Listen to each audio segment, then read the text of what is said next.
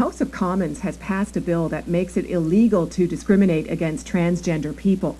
Prime Minister Stephen Harper voted against it, but 16 Conservatives did support the bill, including several cabinet ministers.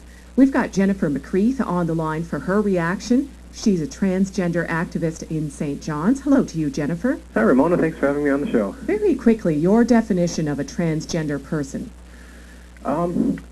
It's really tough to pin that down, but essentially we're talking about somebody who has some form of gender variance that differs from the commonly perceived gender associated with a birth sex. So, for example, someone who was born with male physical parts does not identify as a boy. They identify either as a girl or something else. Okay, and you know all about that because you've gone through it yourself, right? You started life in a man's body, but you've always felt you were a woman, right?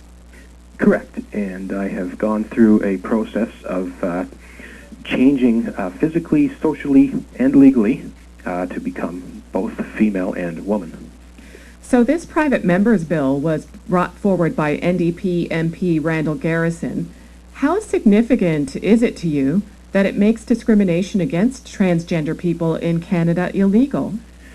I think it's very important to have these conversations. I always preamble anything I say about this by saying just because you put something in an act doesn't necessarily guarantee you will not face discrimination.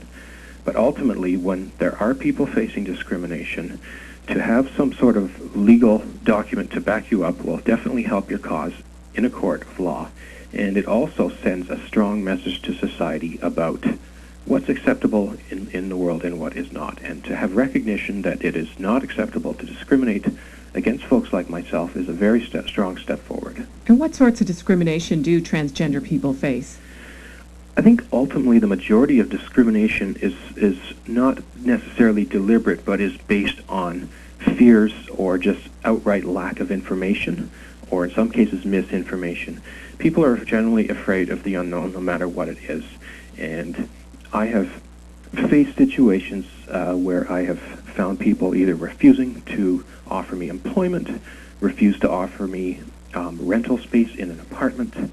I've been faced with being denied healthcare products and services, some which are specific to the transitioning process and some that have nothing to do with that. I've also faced hate speech. I've had death threats. I've had people tell me they don't want to associate with me. Ultimately, that's what we're talking about here, is letting people know that we're all human beings here, and we all deserve a fair chance to live our lives with equal opportunity, to be free from discrimination and free from false stereotypes. So what did it mean to you during the debate when Conservative MP Michelle Rempel became very emotional? She did not support the bill, but she was very emotional about the issue. I can actually relate to quite a bit of what she had to say. I actually have my own concerns about the bill in a sense that I actually don't feel the bill addresses all the issues. I think it just scratches the surface. At the same time, ultimately that's what really matters. I really don't care what's written down in the Act. I really care about living a discrimination-free life, and that's ultimately what this is all about. And having legislation is part of that puzzle. I would throw back at the Conservatives, if you don't like what you saw in the bill, instead of standing there complaining, why not propose a better solution? But you did get support, or the transgender community got support from 4 cabinet ministers, James Baird, Jim Flaherty, Lisa Raitt, and James Moore. So what about that? What's your reaction there? Well, I think it's really tough to comment specifically on individuals. Everyone that has a job as an MP is a human being, and when they're faced with private members' bill, they kind of have to look at 2 sides to the story. One, they have to listen to their constituents and vote in what they feel is in the best interest of the constituents.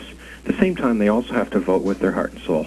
And given what I know about those who voted yes, it's my understanding that these folks are well educated and perhaps better educated on these issues than those who perhaps voted no more out of ignorance or lack of information. The Prime Minister voted no. What's your reaction to that? I think it sends a very strong message to all 30 million Canadians to have Mr. Harper vote no on this bill.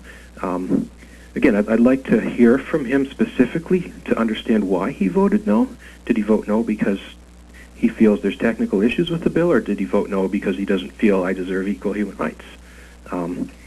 I'd like to hear him speak on this, because out of all those debates, I don't think we've ever seen him actually stand up and talk to it. Some Conservative MPs voted against the bill because they have a fear that it would protect pedophiles who presumably could be lurking in public bathrooms, that it would give men potentially access to women's washrooms. Often it's women who take children into public washrooms, so the fear is that it could expose children to harm. That was raised, by several MPs and brought forward by Calgary MP Rob Anders.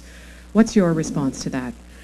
I think it's important to recognize and remember that criminal harassment and sexual harassment is illegal in Canada.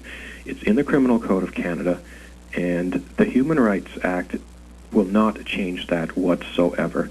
It doesn't matter who you are, what sex you are, legally or physically, what gender you identify with. If you harass somebody sexually in a bathroom or anywhere else, you are breaking the law. And to follow up, the concept of gender human rights, it's not new. This has been around the world for 40 years. There are jurisdictions all over North America that have passed these types of laws before. And in 40 years of legal issues, not once has there ever been a reported incident of any type of pedophilia incident occurring on the basis of using this claim. And I think if you were to study the history of pedophilia and peeping Tom incidents, you will find that trans issues are not at all what these people are all about. They find their ways to commit their crimes, and ultimately this is not, it's a fear out of the unknown.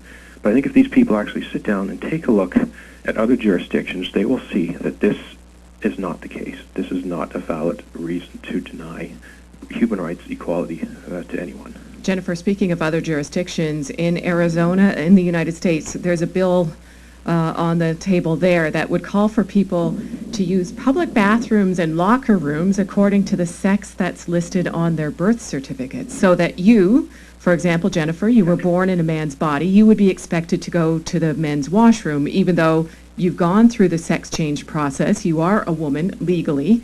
What do you think of that? Again, I think this is, it stems out of ignorance and misunderstanding. First of all, I think it's going to be very tough to police something like this. When we go to the bathroom, we usually go into the stall, we close the door, we do our business, then we wash our hands, hopefully, and then leave. Who's we when you say that? People, humans, Yeah. trans or not. We don't expose our genitals in front of other people in bathrooms. A swimming pool change room, that's different, obviously, and I understand that. But to say someone should not be using a bathroom, I'm not sure I understand the rationale behind that, and I don't understand, unless you're going to have some sort of enforcement officer standing at the door checking people's underwear before they let them in the door. I'm not sure I understand how that issue could ever come up. And I think another good example, it's not so much what's inside your clothing, it's perhaps the presentation. Sure, I admit I have a male-sounding voice, but I think if most people look at me, they'll say that looks like a woman, that is a woman, and they would have no issue seeing me in a public washroom. In fact, if I were to walk into a men's bathroom right now, that's where the problem will say, what's this woman doing in here? Jennifer, good speaking with you. Thanks so much for having me on the show, Ramona. That's Jennifer McCreath, and she's a transgender activist in St. John's. Your thoughts on what she said, you can call our noon line at 576-5262 or toll free at 1-866-576-5262. You can also send me a tweet right now at CBC Crosstalk.